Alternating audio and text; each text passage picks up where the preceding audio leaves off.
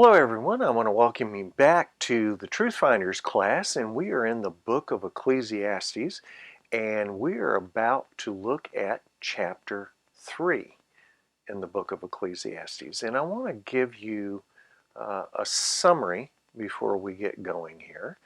And the summary is in the first two chapters, the preacher, Solomon, described the extent of his search for the purpose of life under the sun. Well, in this chapter, and the three following, he shares observations found during the course of his search. In this chapter, Solomon expressed his conviction that in view of God's incomprehensible workings, all human toil is without permanent profit. Now, we kind of alluded to that in chapter 2 in our last week's study, but we're going to get into it even a little bit more today.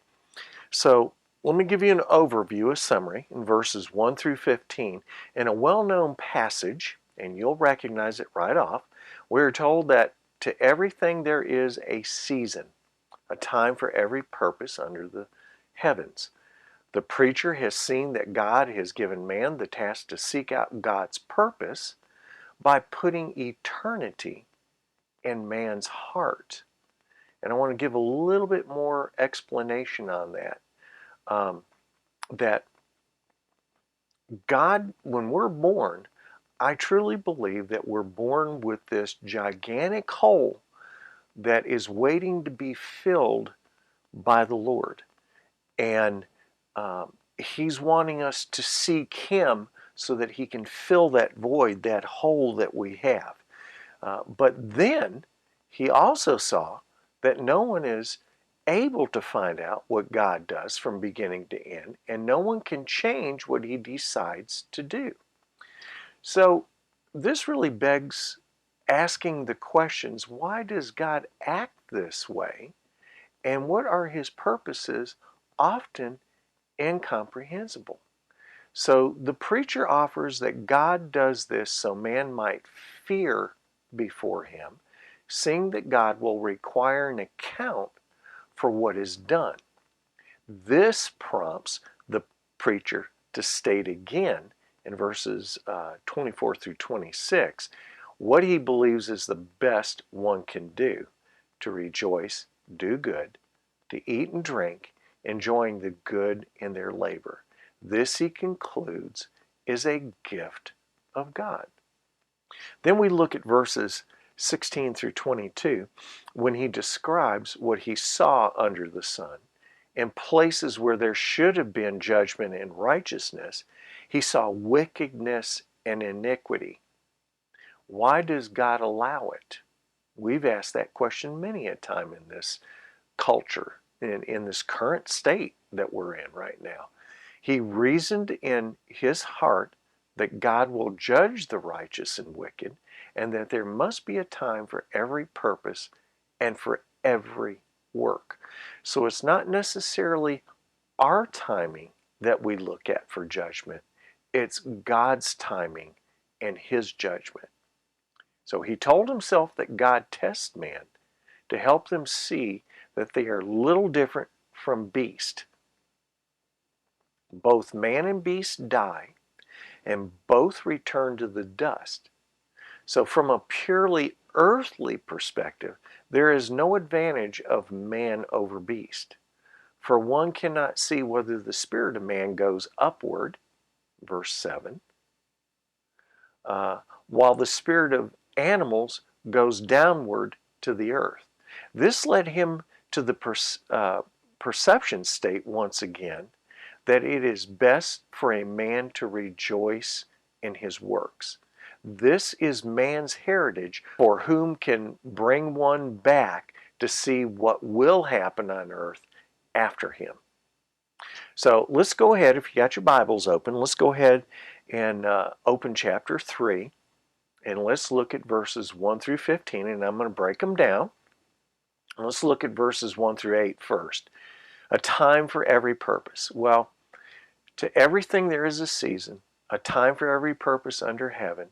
And these verses that we read in chapter 3 at the very beginning are sometimes heard at funerals, or when we can't make sense of a situation and we try to fit it into a purpose or an activity or manner that only God understands from it.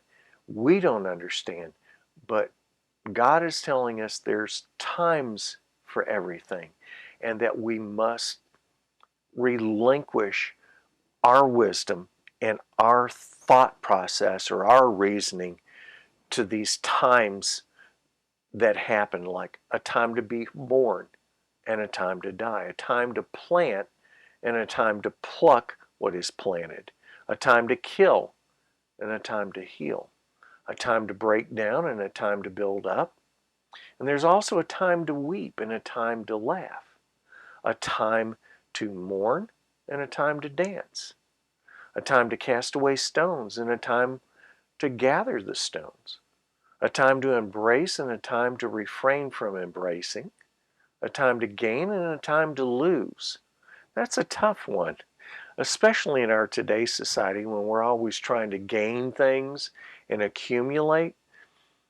It's more difficult to lose than it is to gain in some instances. A time to keep, time to throw away, time to tear, and time to sow, a time to keep silent and a time to speak, a time to love and a time to hate, a time of war and a time of peace. Now, why did I go through this entire list? Well, it wasn't just to hear myself talk, okay? I want this to deeply embed in your mind that if you didn't hear it, there's a time for everything. And maybe the timing in your life you may feel is off, but God is telling us that there is a time for everything and that we need to be patient. Otherwise, we're going to lose the blessings of God. So let's look at verses 9 through 15. Man's inability to find out God's purpose. Ain't that the truth? God has put it in man to seek out what he cannot find. That's in verses 9 through 11. So let's look at verse 9. Again, the preacher asks, what profit is there in one's labor? He sees that God has given man the task with which to be occupied. That's in verse 10. So he ordains how we're going to be occupied. Verse 11, made everything beautiful in its time. God has also placed within our heart of every person a sense of something eternal. And that's what I was alluding to in the summary at the beginning, that we have this gigantic hole or void in our being that he wants us to have a desire to know the eternal significance of what we do. Not just the temporal, the here and now, but the eternal significance of what we do. To fill that empty hole with experience. Again, verse 11. And yet no one can find the work that God does from beginning to end. So, what the preacher concludes, again, is best for people to do. In verse 12, to rejoice and do good in their lives. Verse 13, to eat, drink, and enjoy the good of all their labor. And then also in verse 13, he reminds us that it's a gift of God, right? Okay, so what the preacher offers is God's reason for the way he works is he knows that whatever God does, man cannot change. God's sovereignty is over all. That's verse 14. And if we think about that, in our praying, if we pray in God's sovereignty and God's will for our life, then we find God's blessings and we find that we're in tune with what the Lord would have us be. God acts the way he does that men should fear before him. He is the Alpha and Omega. That's verse 15. For God requires an account of all what is past or done. So let's take a look at verses 16 through 22. the injustice and wickedness of men. So this is what the preacher saw in verse 16. Wickedness abounds. In the place of judgment, there was wickedness. And in the place of righteousness, there was iniquity. And what the preacher reasoned in 17 through 21 is God will judge the righteous and the wicked, that there must be a time, here again, go back to a time for every purpose and for every word. God eventually allows injustice to test the hearts of men. Now that's a direct contradiction of what we see today.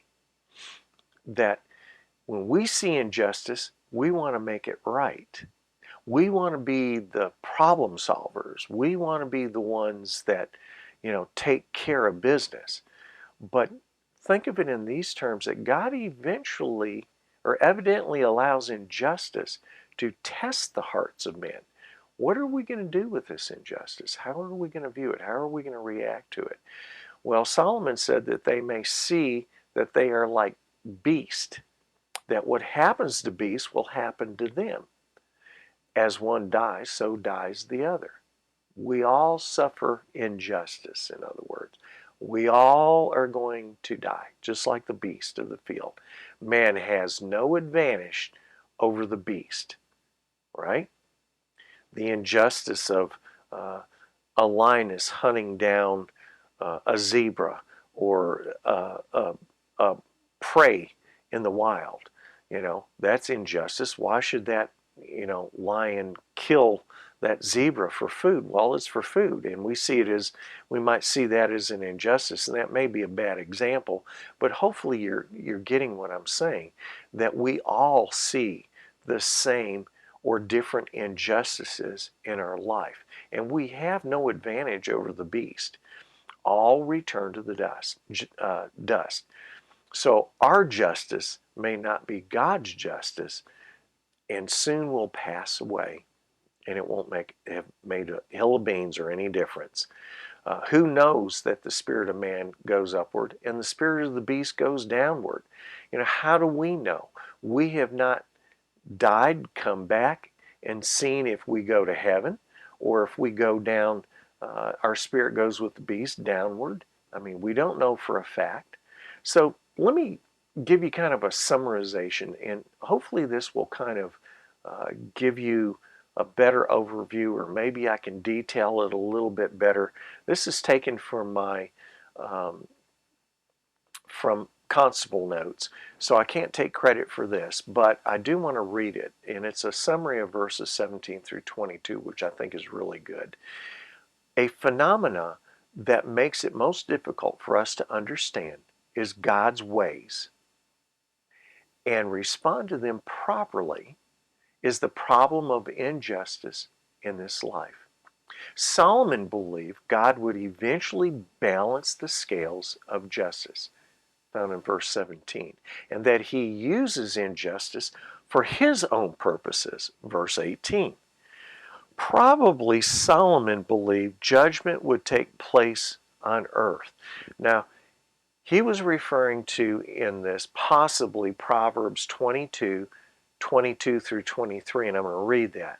Rob not the poor because he is poor, neither oppress the afflicted in the gate.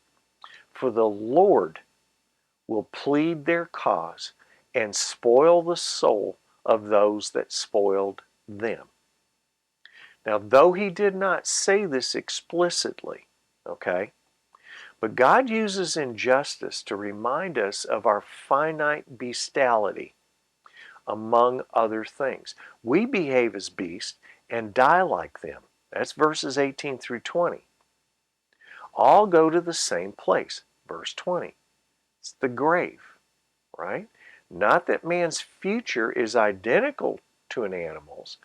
No one can observe any differences between the future of man and animals.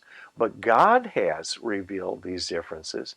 In view of these things, Solomon repeated his counsel in verse 22.